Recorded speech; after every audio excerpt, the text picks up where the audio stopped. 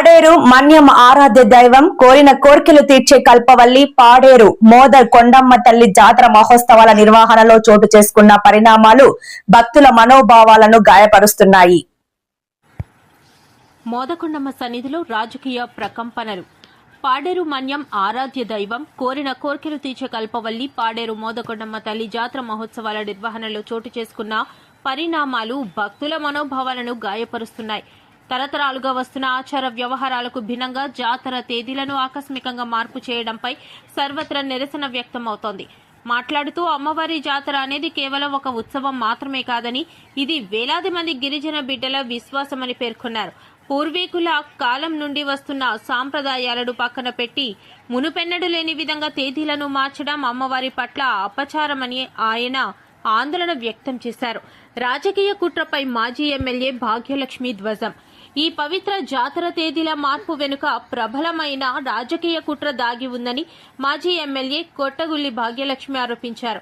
భక్తికి విశ్వాసానికి ప్రతీకగా నిలిచే మోదకొండమ్మ జాతరను రాజకీయ ప్రయోజనాల కోసం వాడుకోవడం శోచనీయమని ఆమె ఆవేదన చెందారు. అమ్మవారి ఆగ్రహానికి గురికాక ముందే పాలకులు తమ నిర్ణయాన్ని వెనక్కి తీసుకోవాలని డిమాండ్ చేశారు.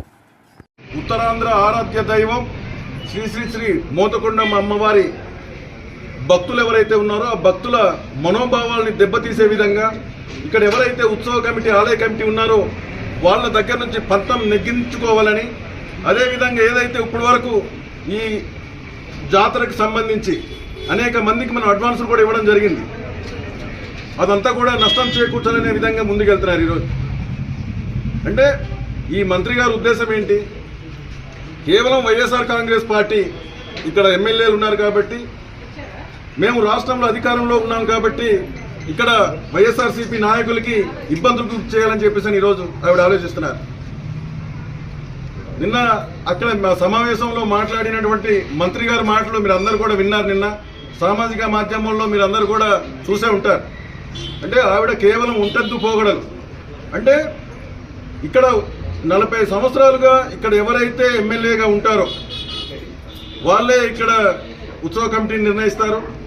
అలాగే ఇక్కడ పంతులు గారిని అడిగి పంతులు గారే మంచి ముహూర్తాలు చూసి అమ్మవారి పుట్టినరోజు మే నెల 12వ తారీఖు కాబట్టి ఆ 12వ తారీఖు కలిసి వచ్చే రకంగా ఆది సోమ మంగళవారాలు ఉంటే ఆ తేదీలకి నిర్ణయించి ప్రజలందరికీ మంచి జరగాలని చెప్పేసని, అమ్మవారి ఆశీస్సులు అందరిపైన ఉండాలని చెప్పేసని మంచి ముహూర్తం చూసి ఆ రోజు కేటాయించడం జరుగుతుంది.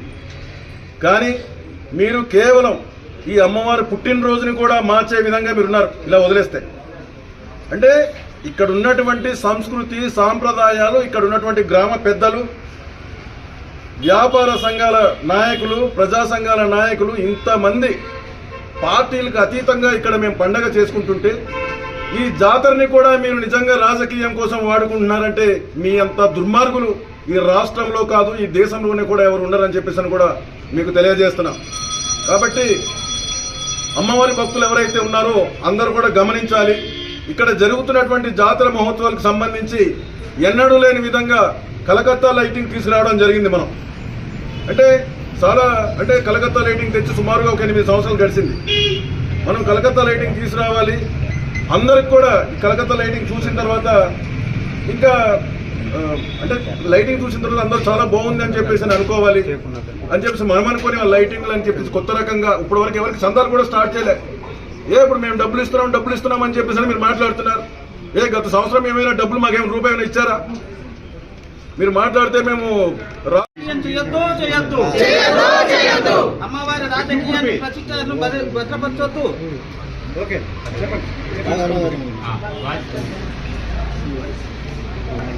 శ్రీ శ్రీ శ్రీ మోదకొండమ్మ అమ్మవారి జాతర మహోత్సవం 2026వ సంవత్సరానికి సంబంధించి మే నెల 10, 11, 12 తేదీల్లో ఇక్కడ గ్రామ పెద్దల సమక్షంలో, అలాగే ఇక్కడ పుర ప్రజలు, అలాగే వర్తక సంఘం ప్రతినిధులు కానీ, వ్యాపార సంఘం ప్రతినిధులు, అలాగే ఉద్యోగ సంఘాల ప్రతినిధులు అందరితో, వివిధ ప్రజా సంఘాల ప్రతినిధులందరితో కలిసి ఇక్కడ ఆ రోజు ఫిబ్రవరిన ఆ రోజు నిర్ణయించడం జరిగింది పండగ తేదీలంతా కూడా.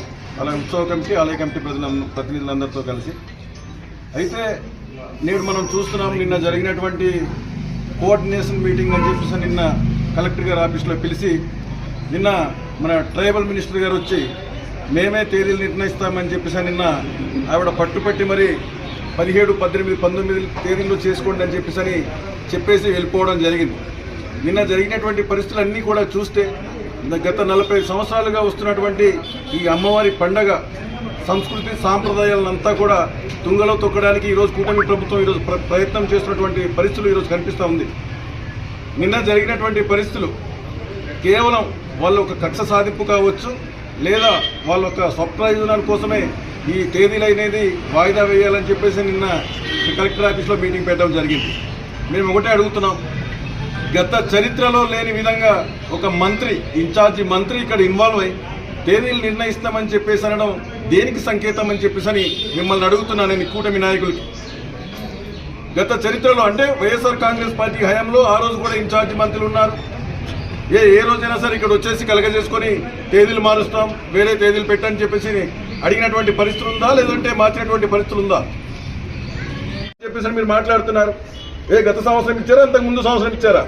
మీరు రూపాయి ఇవ్వకపోయినా సరే మేము పండగ చేస్తున్నాం.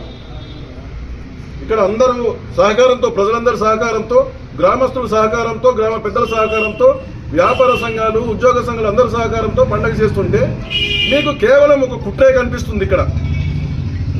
అంతే తప్ప ఇక్కడ ఉన్నటువంటి గిరిజనుల యొక్క ఈ మనోభావాలను ఏ రకంగా దెబ్బతీస్తున్నామనే విషయాన్ని మీరు పూర్తిగా గాలికి వదిలేస్తున్నారు.